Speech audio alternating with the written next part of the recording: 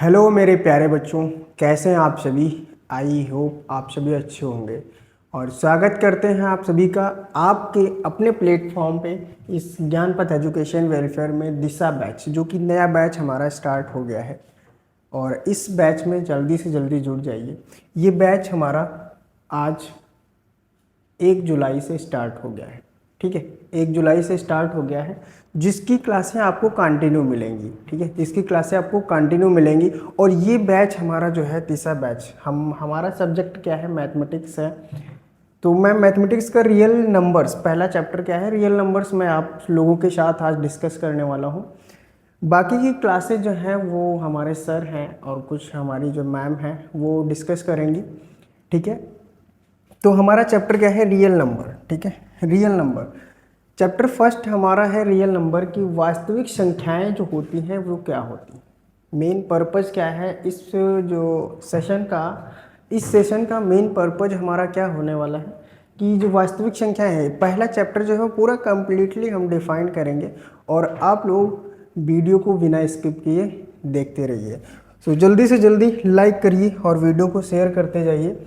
तो learning outcomes इस video में हम क्या सीखेंगे, क्या जानेंगे कि रियल नंबर्स क्या होते हैं। क्या होते हैं बाबू, रियल नंबर्स क्या होते हैं। ये जो होते हैं रियल नंबर्स क्या होते हैं, टाइप्स ऑफ रियल नंबर कितने होते हैं, रेशनल नंबर क्या होते हैं, इरेशनल नंबर क्या होते हैं, और हम क्या समझेंगे, रियल लाइफ एग्जांपल के थ्रू समझेंगे। ठीक है, क्योंकि रियल लाइफ एग्जांपल के थ्रू कोई भी क्वेश्चन हमें जो है वो बहुत अच्छे से समझ में आ जाता है। ठीक है, इतना तो बात समझ में आती है, इतना तो समझ में आता है ना। जैसे हमारी फैमिली में, ठीक है, हमारी क्या, आपकी फैमिली में या किसी की भी फैमिली में कुछ जो बच्चे हैं या फिर कोई लोग जिसके पास, या फिर कोई फैमिली मेम्बर्स कहता है उसकी फैमिली मेम्बर्स 5 हैं। मान लो मेरे फैमिली मेम्बर्स, मैं 5 लोग हूँ। ठीक है, मेरी फैमिली में 5 लोग हैं। ठीक है, मैं 6 लोग हूँ, ये 5 लोग हूँ। तो उस 5 जो है, ये जो 5 है ये नंबर है ना, ये कोई ना कोई तो नंबर है, तो ये नंबर में आता है। 250 रुपये है, ये भी नंबर में आता है। 5 डिग्री सेंटीग्रेड है, -5 डिग्री टेम्परेचर है, ये भी कोई ना कोई नंबर में आता है एग्जैक्टली। ठीक है, तो ये जो हाफ पिज्जा है ये भी नंबर में आता है। और 5.5 फीट जो है वो हमारी हाइट है, जो हमें नंबर में ही काउंट करते हैं। ठीक है, ये सारे एग्जाम्पल जो हैं वो एक ही वीडियो में डिस्कस कर देंगे। सबसे पहले हम जानेंगे कि रियल नंबर्स क्या होते हैं भाई, कि रियल नंबर्स क्या होते हैं। रियल नंबर्स वे सभी नंबर्स, थोड़ा सा बैठ करके आसानी से समझेंगे और थोड़ा सा कंसंट्रेट होके, ठीक है, कॉपी पेन लेके बैठना है, कंसंट्रेट होके। ऐसा नहीं है कि जो है वीडियो चल रही है या फिर क्लास चल रही है और मन कहीं अलग लगा हुआ है। ठीक है, ऐसा कुछ नहीं है। तो जो भी क्लास चलेगी उसमें आप लोगों को कंटिन्यू रहना है। ये नहीं कि आधी वीडियो देख लिया आधी छोड़ दिया। तो आधी देखेंगे आधी छोड़ेंगे तो उसमें कोई दिक्कत हमें नहीं होगी, आप ही को होगी। ठीक है, हमें कोई दिक्कत नहीं होगी, आपको दिक्कत होगी। तो ये जो है रियल नंबर्स, वे सभी नंबर्स जो नंबर लाइन पे रिप्रेजेंट करते हैं, वे सभी नंबर जो नंबर लाइन पे दिखाते हैं, जो नंबर लाइन पे दिखाते हैं, उन्हें हम क्या कहते हैं, रियल नंबर कहते हैं। वे नंबर कैसे हो सकते हैं, कुछ नंबर निगेटिव भी हो सकते हैं। ठीक है, कुछ नंबर निगेटिव भी हो सकते हैं, कुछ नंबर पॉजिटिव भी हो सकते हैं, जीरो भी हो सकता है और डेसिमल भी हो सकता है। ठीक है, डेसिमल भी हो सकते हैं, फ्रैक्शन भी हो सकते हैं, है ना, फ्रैक्शन भी हो सकते हैं, हो सकता है ना, फ्रैक्शन भी हो सकते हैं।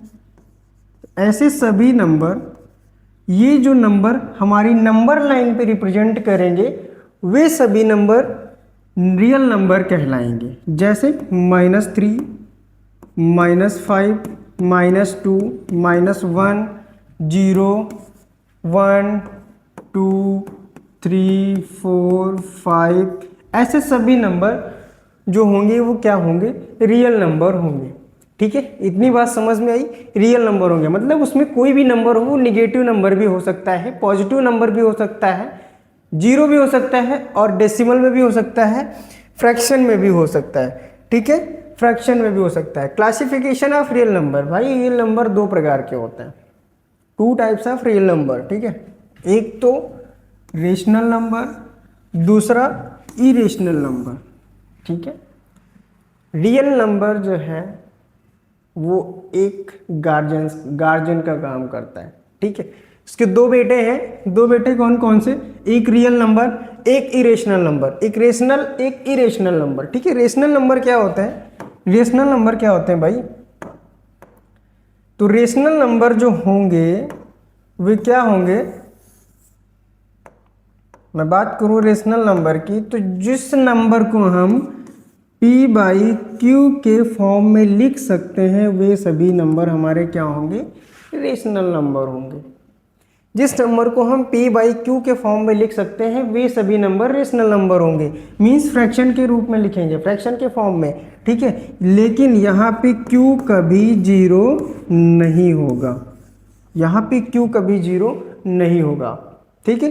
तो यहाँ पे कैसे नंबर, मान लेते हैं कोई भी नंबर है, जैसे यहाँ पे कोई भी नंबर हो सकता है, मान लो 3/5 भी हो सकता है, 2/1 भी हो सकता है, हाँ इतना भी हो सकता है ना, और 5/10 भी हो सकता है ना। तो ये सभी नंबर जो होंगे वो रेशनल नंबर होंगे। जिस नंबर को हम p बाई क्यू के रूप में लिखते हैं वे सभी नंबर रेशनल नंबर कहलाते हैं, ठीक है। जहाँ पे लेकिन एक चीज़ इंपॉर्टेंट है, क्यू कभी जीरो नहीं होगा, यहाँ पे कभी जीरो नहीं आ सकता, ठीक है। अब दूसरा नंबर आता है इरेशनल नंबर। भाई इरेशनल नंबर क्या होता है, इरेशनल नंबर क्या होता है, इरेशनल नंबर जो होगा वो p बाई क्यू के फॉर्म में नहीं होगा, ठीक है, p बाई क्यू के फॉर्म में नहीं होगा, ठीक है। किस फॉर्म में होगा, या वो रूट में होगा, √5 हो सकता है, √15 भी हो सकता है, कुछ ऐसे नंबर हो सकते हैं। तो जो नंबर p बाई क्यू के रूप में नहीं लिखे जा सकते उसे हम क्या कह सकते हैं, इरेशनल नंबर बोलते हैं, ठीक है। रेशनल नंबर हो गया, इरेशनल नंबर हो गया, ठीक है। इतनी बात समझ में आती है, इतनी बात समझ में आती है भाई। उसके बाद आता है प्राइम फैक्टराइजेशन, अभाज्य गुणनखंड। प्राइम फैक्टराइजेशन क्या होता है, बोलो भाई। प्राइम फैक्टराइजेशन बहुत इंपॉर्टेंट है, बैच जो नेक्स्ट एक्सरसाइज हमारी होने वाली है एक्सरसाइज 1.1 वो इसी बेसिस पे है, सारी फैक्टर के बेसिस पे, सब में फैक्टर करने हैं, कुछ भी नहीं करना, सब में फैक्टर करने हैं। तो प्राइम फैक्टराइजेशन का मतलब क्या होता है, प्राइम नंबर किसी को पता है, पता है भाई प्राइम नंबर क्या होता है, प्राइम नंबर कौन से होते हैं, 2 3 5 7 11 17। देखो प्राइम नंबर सिंपल सी बात है, प्राइम नंबर ऐसे नंबर जो अपनी टेबल में आए और खुद की टेबल में आए या फिर 2 की टेबल में आए, ठीक है ना। उसके दो फैक्टर होंगे, जिस नंबर के दो फैक्टर हों वो नंबर प्राइम नंबर कहलाता है, ठीक है। इतनी बात समझ में आती है। कोशिश करिए कि क्वेश्चन को समझने की, सिर्फ कॉपी पे लिखने से कुछ नहीं होता है, ठीक है, सिर्फ कॉपी पे लिखने से कुछ नहीं होता। तो अगली एक्सरसाइज जो हमारी है, नेक्स्ट एक्सरसाइज देखो, एक्सरसाइज 1.1 क्या कहता है कि निम्नलिखित संख्याओं को अभाज्य गुणनखंडों के गुणनफल के रूप में व्यक्त कीजिए, express as a product of prime factors in the subsequence step, ठीक है। क्या करना है, अभाज्य गुणनखंड के गुणनफल के रूप में निकालना है। तो पहला क्वेश्चन क्या दिया है, 140 को देखो, अभाज्य गुणनखंड का मतलब क्या होता है, किसी बड़े नंबर को छोटे छोटे पार्ट में निकालना, किसी बड़े नंबर को छोटे छोटे पार्ट में निकालना अभाज्य गुणनखंड। तो इसको छोटे छोटे पार्ट में करेंगे। सबसे पहले हम क्या कर दें भाई, 2 से डिवाइड कर दें, 2 से डिवाइड कर दें तो कितना आएगा, 2 7 जा 14, जीरो आ गया, ठीक है। अब 17 को 2 से करूं कितना आएगा, 2 3 जा 6, और 2 5 जा 10। अब 35 किससे डिवाइड हो सकता है, बोलो भाई। 35 जो नंबर है वो किससे डिवाइड हो सकता है, 7 से हो सकता है। कितना आएगा, 5 आएगा ना। हाँ, अब 5 किससे डिवाइड होगा भाई, 5 से ही होगा, है ना। 5 से ही होगा, 5 से ही तो होगा। जब 5 से डिवाइड करेंगे तो 5 से होगा। कब तक डिवाइड करते जाएंगे, जब तक मुझे 1 नहीं मिल जाता।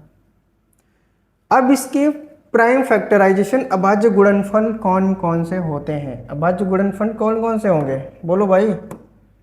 अभाज्य गुणनफल कौन कौन से होंगे, ये वाले जितने भी होंगे ये अभाज्य गुणनखंड होंगे। कैसे, 2 मल्टीप्लाई 2 मल्टीप्लाई 7 मल्टीप्लाई 5, ये अभाज्य गुणनखंड है। ठीक है, तो इसको कैसे लिख सकते हैं, 140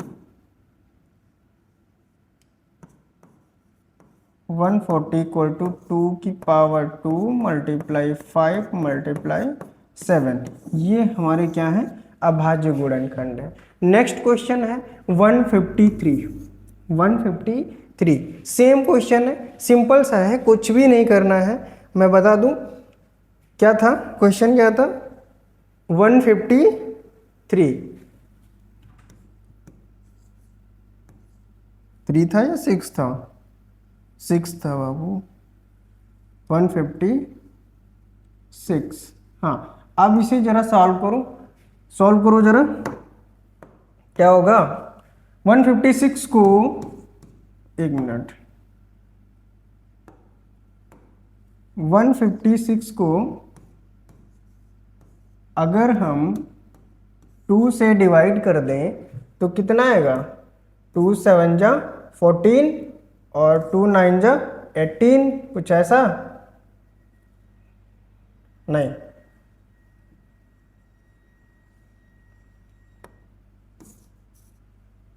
हाँ, क्या आएगा, 2 7 जा 14 हो गया, यहाँ पे 1 बचा, यहाँ पे 16 हो जाएगा, तो 2 8 जा 16, इतना आएगा। ठीक है, अब इसको फिर से जरा 2 से डिवाइड करो, तो 78 को जरा 2 से डिवाइड करो तो कितना आएगा, तो 2 3 6 और 2 9 18, है ना। अब 39 को किससे करेंगे बाबूजी, 39 को 3 से कर दें, है ना, 3 से कर दें, 3 1 जा 3, 3 3 जा 9। अब हम 13 को किसी से कर सकते हैं, 13 से ही करेंगे, तब जाके हमारा 1 मिलेगा। ठीक है, तो इसके प्राइम फैक्टर्स कौन कौन से हो गए, बताओ भाई, इसके प्राइम फैक्टर्स कौन कौन से हो गए। तो सिंपल सा इसके प्राइम फैक्टर्स क्या है, 156 के प्राइम फैक्टर्स जो होंगे वो क्या होंगे, 2 मल्टीप्लाई 2 मल्टीप्लाई 3 मल्टीप्लाई 13। इसको और सही से लिख लूँ, 2 की पावर 2 मल्टीप्लाई 3 मल्टीप्लाई 13, ये क्या है, ये हमारे हैं 156 के फैक्टराइजेशन। ठीक है, अभाज्य गुणनखंड। ठीक है, इतनी बात समझ में आती है। किसी भी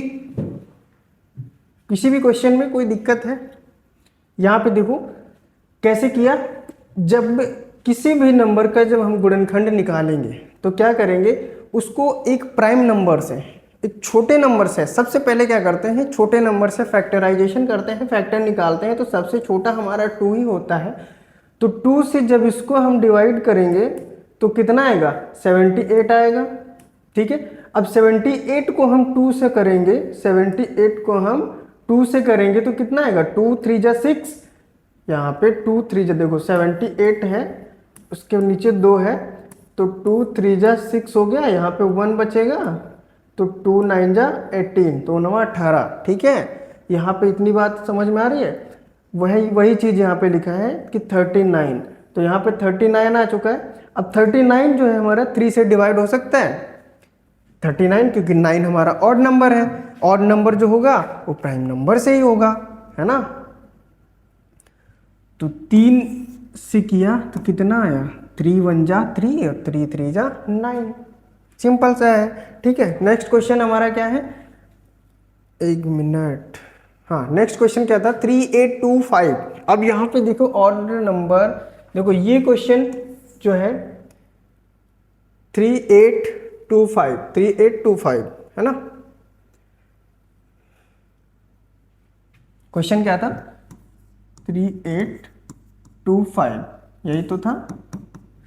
जरा इसको करूं, सॉल्व करूं, सॉल्व करो। कैसे होगा?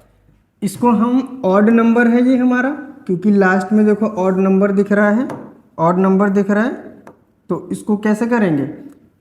जरा 5 से कर दें, तो 3825 को अगर हम 5 से डिवाइड कर दें, अगर हम 5 से डिवाइड कर दें तो कितना आएगा बताओ? 5 7 जा 35, 5 7 35 और 2 35, 3 यहाँ पे 5 6 30 और 5 25, ठीक है ना। 765 आ गया। अब जरा 765 को किससे करें? फिर से 5 से कर दें। क्यों? फिर से 5 से कर सकते हैं ना। फिर से 5 से करेंगे तो कितना आएगा?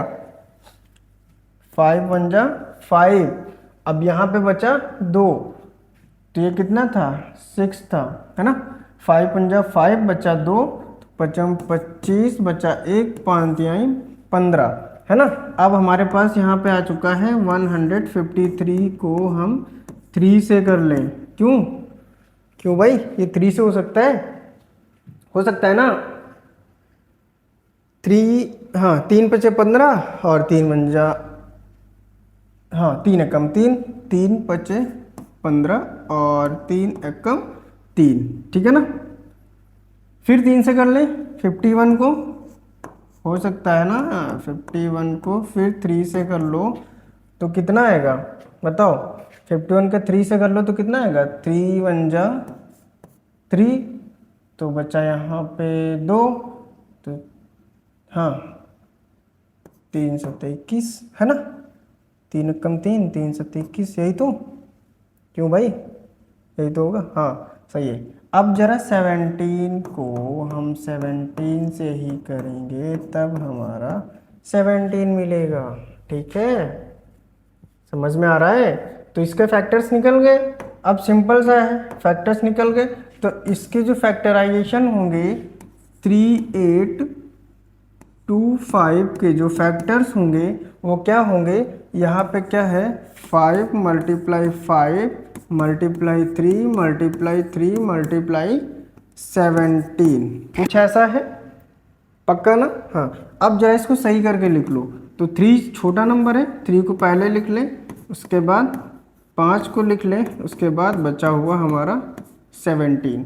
तो ये क्या था? 325 का 3825 का क्या था? अभाज्य गुणनखंड, ठीक है। इतनी बात समझ में आ रही है?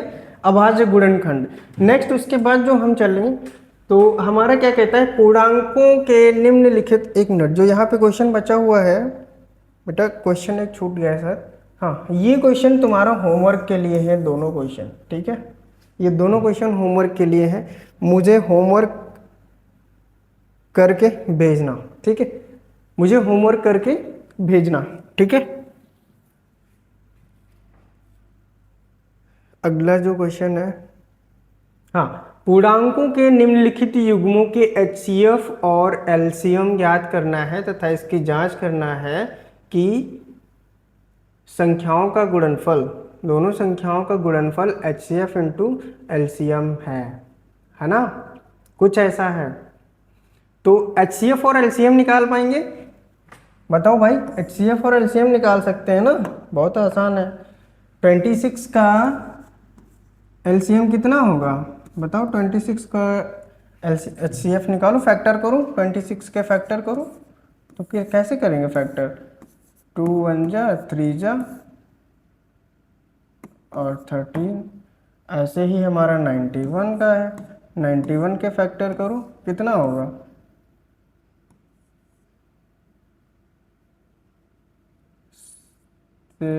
7 से कर लें, 7 1 जा 7 और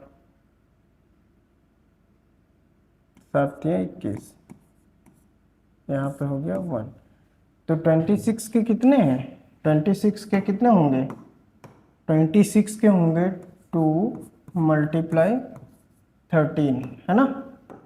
ऐसे ही 91 के कितने होंगे, 91 के बताओ, 91 के होंगे 7 और 13।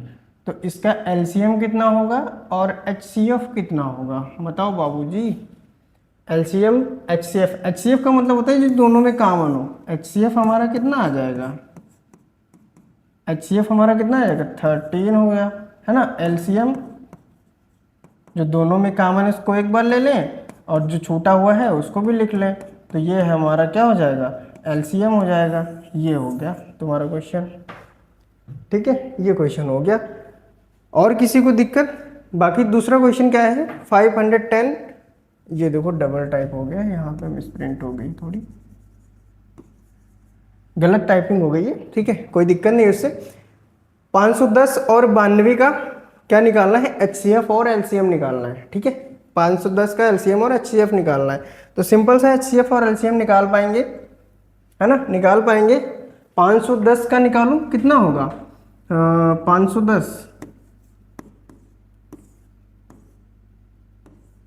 टू टू जा 4, है ना।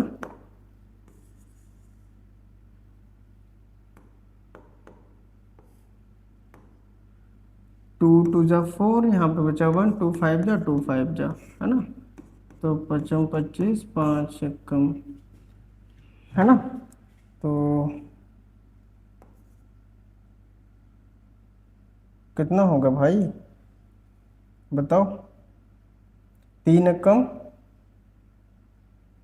3 बचा 2, 3 7 21, 17, यहाँ पे 17 हो चुका है, ठीक है। सेम ऐसे ही 92 का जरा निकालो कितना होगा, 92 का निकालो तो दो दो चौके 8 और 2 6 12, 2 दूनी 4, 2 3 6 और 23 का 1 टाइम में। तो यहाँ पे कॉमन क्या है, देखो 2 और 2 कॉमन है, 2 ही कॉमन है यार, हाँ 2 और 2 कॉमन है, तो एचसीएफ इसका कितना होगा, एचसीएफ दूसरे वाले का कितना होगा भाई 2 होगा। एलसीएम जो बचा हुआ है 5 3 2 23 17, ये सारा हमारा एलसीएम हो जाएगा, है ना भाई, ठीक है ना। जरा कमेंट करके बताओ, कमेंट में बताओ अगर क्लियर है तो। इसके बाद हमारा जो दूसरा है नेक्स्ट क्वेश्चन क्या है, अभाज्य गुणनखंड विधि द्वारा निम्नलिखित पूर्णांकों के एचसीएफ और एलसीएम निकालना है। बताओ भाई, सबसे पहले इसके फैक्टर निकालो, सबसे पहले क्या करना है, इसके फैक्टर निकालो, इसके फैक्टर निकालो, 12 15 और 21 के फैक्टर निकालो, फिर बताओ मुझे।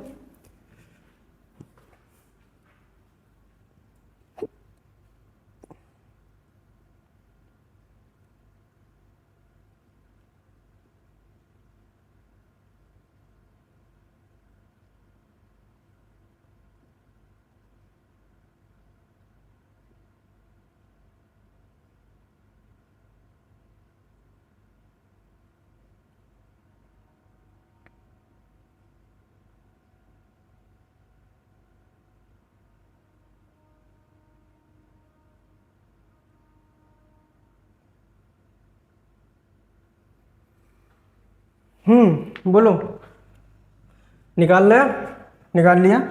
अरे भाई 12 के निकालो तो 2 6 जा 12, 15 के निकालो तो 15 का कितना होगा, 3 5 15, 21 का निकालो कितना होगा, 7 3 21। क्या कॉमन है बाबूजी, क्या कॉमन है, कुछ भी तो नहीं कॉमन है क्या कुछ, हाँ जी है। 6 को हम क्या लिख सकते हैं, 3 2 जा, क्यों 6 को हम क्या लिख सकते हैं, 3 2 जा 2, 2 दूनी 4 3 12। तो यहाँ पे हमारा जो आया कॉमन हमारा क्या है, ये यहाँ से देखो 3 हमारा क्या है कॉमन है, तो HCF हमारा क्या हो जाएगा 3 हो जाएगा।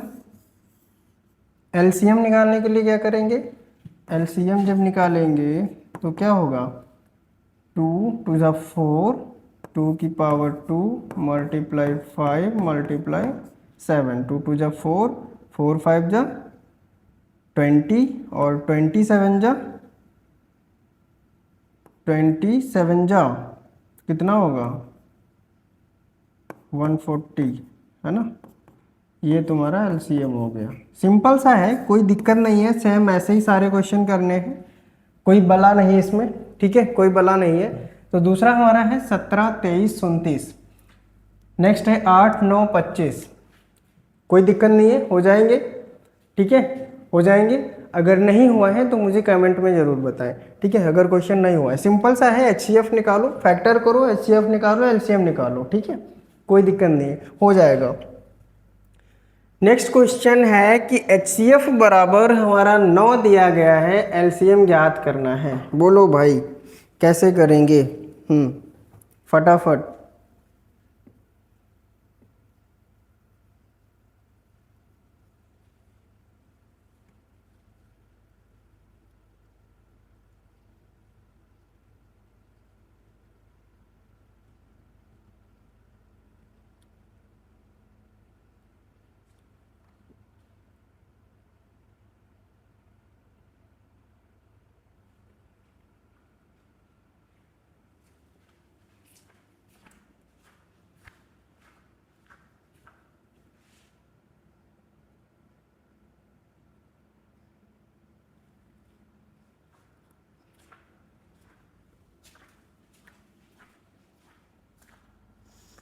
हाँ बताओ भाई, होगा कैसे कि एचसीएफ जो है 306 और 9 दिया है, एलसीएम हमें निकालना है। मान लेते हैं कि पहली संख्या हमारी क्या है, मान लेते हैं पहली संख्या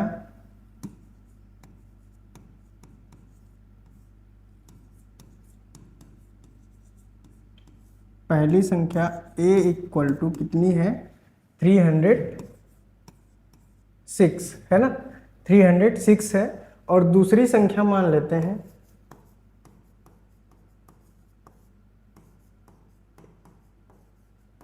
दूसरी संख्या हमारी b मान लेते हैं, क्या है 657, क्या है 657, ठीक है। अब हमें एक फार्मूला लगाना होगा। कौन सा फार्मूला है, कि फार्मूला क्या कहता है कि एचसीएफ गुणे LCM equal to A into B. A क्या है, पहली संख्या गुणे दूसरी संख्या। HCF into LCM equal to पहली संख्या मल्टीप्लाई दूसरी संख्या, पहली संख्या मल्टीप्लाई दूसरी संख्या। हमें निकालना क्या था, एलसीएम निकालना था। तो इस एलसीएम को हम क्या करेंगे, यहीं पे रखेंगे, A into B divide by H C F.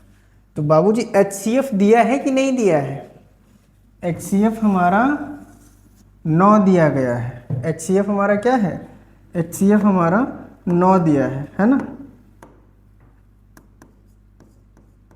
HCF equal to 9 दिया है। होगा कैसे, जरा वैल्यू पुट करो, वैल्यू पुट करो, ए इंटू बी, एलसीएम तो निकालना ही था। ए कितना है 306 है, बी कितना है 657 है, नीचे डिवाइड में एचसीएफ कितना है 9 है।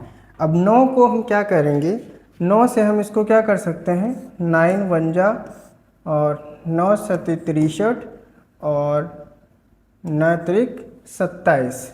तो हमारे पास कितना आया 306 मल्टीप्लाई 73। इसको मल्टीप्लाई करो जरा, कितना आएगा बताओ बाबूजी, मल्टीप्लाई करो कितना आएगा।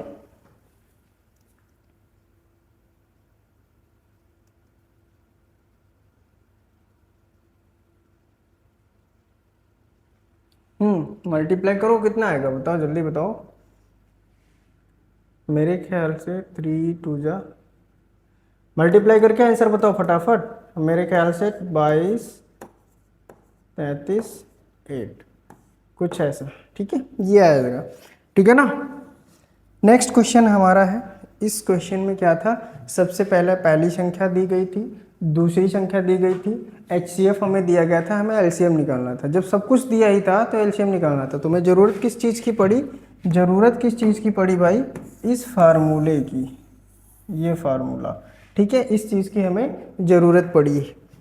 अब हमें क्या, क्वेश्चन 5 है, पांचवा क्वेश्चन क्या कह रहा है, जांच कीजिए कि क्या प्राकृतिक संख्या n के लिए संख्या 6 की पावर n अंक पर 0 पर समाप्त हो सकती है। जी बिल्कुल नहीं। क्यों? क्योंकि 0 पर समाप्त होने के लिए संख्या का 2 × 5 होना बहुत ज़रूरी है, ठीक है। ये हमारा शर्तें हैं, ये हमारा रूल है, ये हमें शर्त जो है रूल हमें बताता है कि जो संख्या 0 अंक पर संख्या समाप्त होने के लिए 2 × 5 का होना आवश्यक है, ठीक है ना। तो ये जो है प्राकृतिक संख्या 0 पर समाप्त नहीं हो सकती है, ठीक है, 0 पर समाप्त नहीं हो सकती है।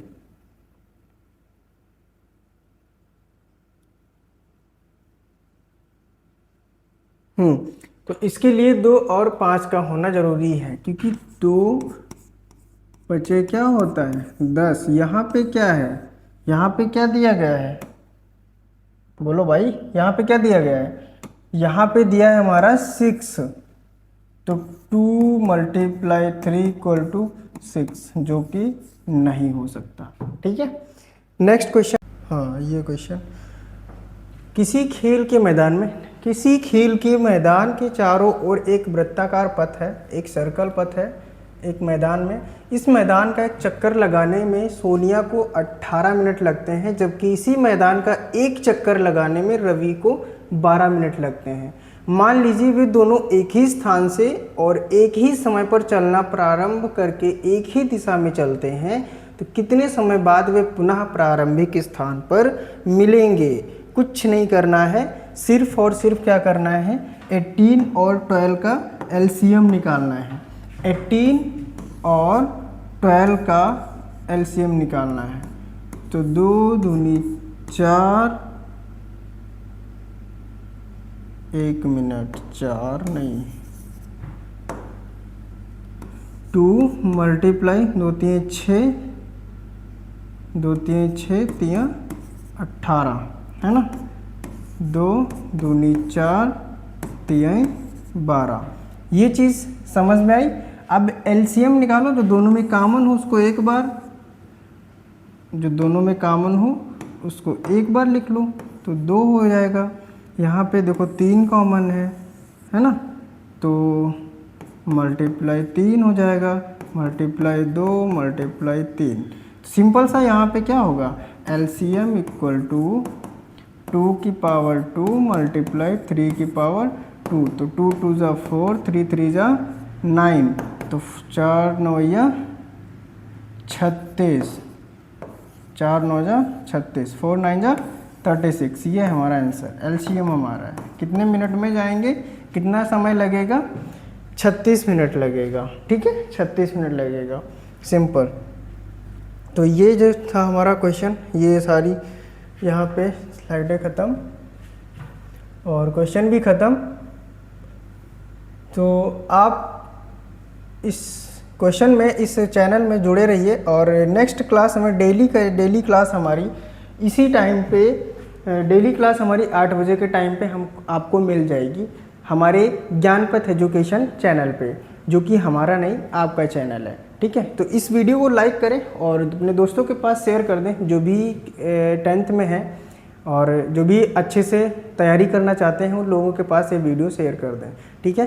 तो मिलते हैं आपको अगली वीडियो में, तो थैंक यू सो मच।